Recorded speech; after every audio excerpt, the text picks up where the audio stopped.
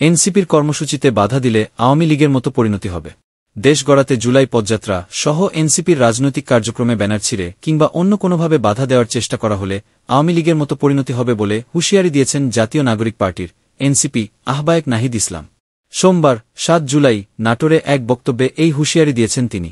এ সময় নাহিদ ইসলাম বলেন, আমরা শুনেছি নাটোরে আমাদের কর্মসূচিতে ব্যানার ছিঁড়ে বাধা দিতে চেয়েছিল।